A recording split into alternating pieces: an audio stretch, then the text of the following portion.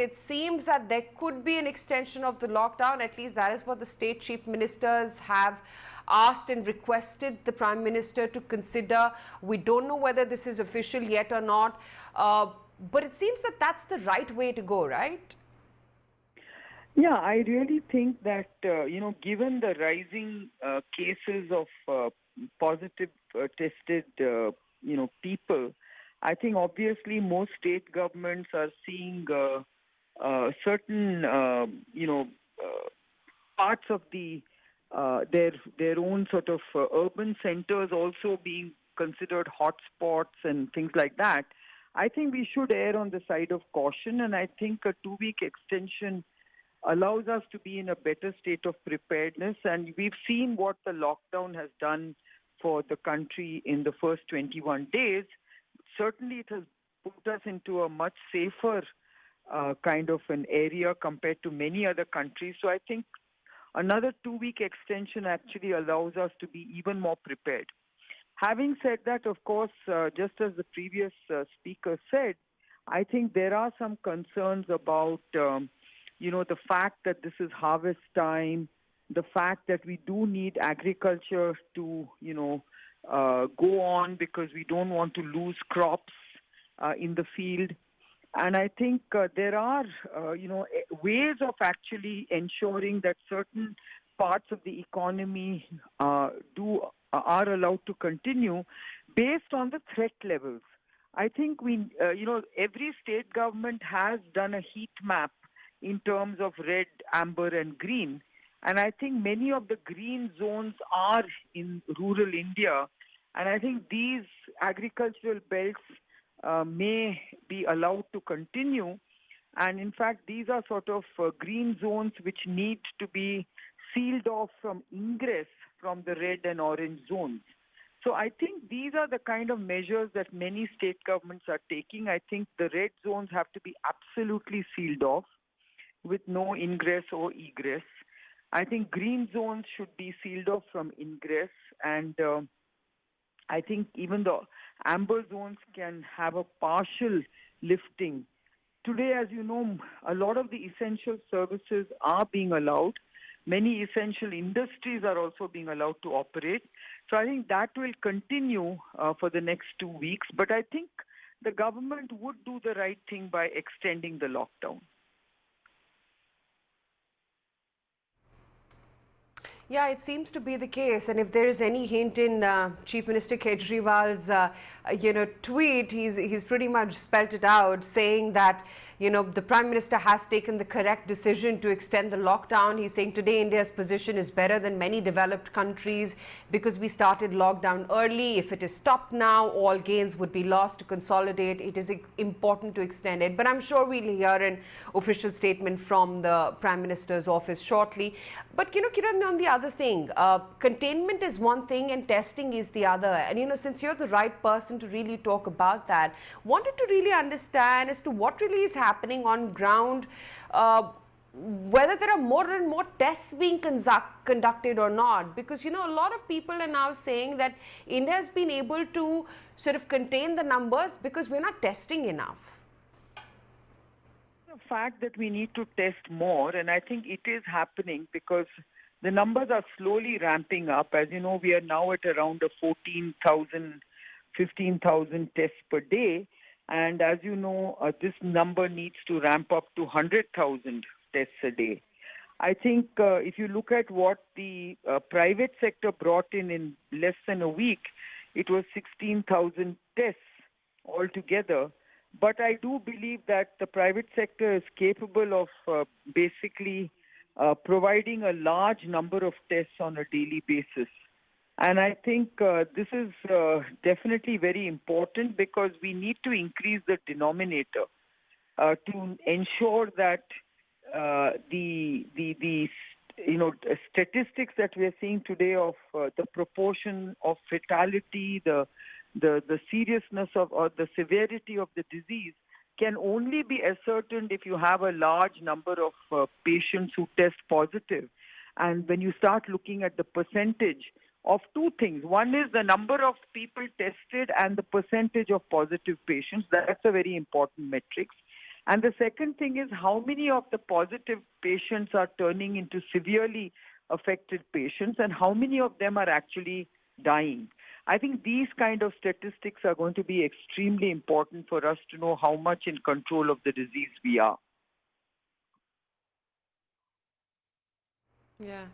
Since we're on the subject of testing more, Kiran, I mean, it's still a very fluid situation. We don't know what's really going to come out of it. But there seems to be a lot of, friction with the Supreme Court saying that private labs should make the tests free of cost. And obviously, private labs are saying, either we charge the customers or the patients in this case, or we get money from the government. They can't go free throughout the process. Well, there are so many factors to this. It's very, very difficult to have a sensible, discussion. On one hand, I do believe that people do need free tests because it is a public good, public emergency. And whenever there is a public health emergency, it is the government's responsibility to provide free tests. On the other hand, we also realize that the cost of the tests are quite expensive, and obviously we don't expect the labs to give it free of cost. On the other hand, why can't we get the kit manufacturers to lower their costs? Why can't we get insurance companies to pick up the tab? Why can't we get government to pick up the tab for a certain part of the population? How are we going to who are we going to test? How are we going to test? What are the numbers we are looking at? I think we need to do a proper assessment of what it's going to cost us. Because today we are shooting in the dark. We are just going on making statements about how people have to be, come to the fore and rise to the challenge. All that is very well. But, the private labs are struggling. They are not able to test at the levels that you want them to free of cost. Certainly they will be very willing to offer a few tests free, but to expect them to, offer free testing for such large numbers that we require is absolutely unreasonable. So I think, we should become a bit more, understanding and a more sensible approach in terms of how the government is going to support testing. I think that is going to be very key. And the insurance companies too need to be roped in for this. I think kit manufacturers have to be told to lower their costs, because if the kit costs come down, automatically the testing costs will also come down. Right now, the testing costs are directly linked with the cost of the kits. And initially, the kits were all being imported. Today, the indigenous kits have to be much cheaper. They are not at the moment.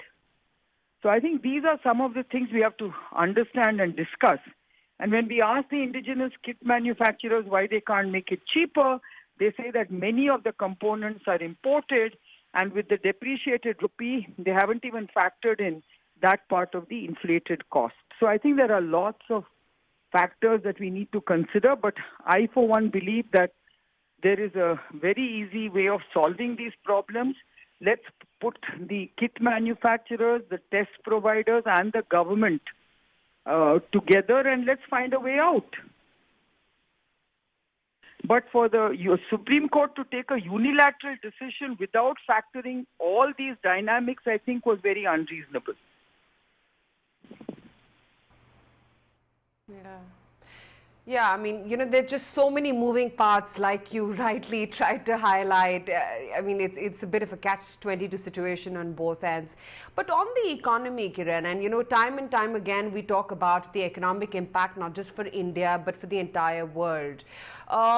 Do you think the time has come, or, I mean, have we sort of crossed the bridge now? It's high time that the government announces that stimulus package, because India Inc. really is going to be suffering. I mean, I know in the pyramid it is the, it's the bottom-up approach really that any government would sort of undertake, and we know what happened in phase one, but now they need to extend that helping hand to even India Inc. The way we have to approach is to see how many jobs we can save, how many jobs need to be supported, and how many jobs can be created through stimulus. I think that's the way we really need to look at it, because right now it's about really making sure that people have livelihoods, people have jobs. And if you look at the way the government has gone about it, yes, absolutely, correct that the first stimulus had to be given to those who are going to lose their daily wages and their livelihoods and the poorest of poor. But now I think we do need to look at labor-intensive industry. We need to look at the small and medium industry and those who are really employing large numbers. And as far as the large companies are concerned, I think we have to make sure that they continue to be supported for the employment that they have created. And we want to make sure that people don't shed jobs, people don't lay off people. And I think investments or stimulus have to be job linked. I think that's my view of things, because that's the way you can actually at least keep people employed, and at least in some way the consumption and wheels of the economy moving.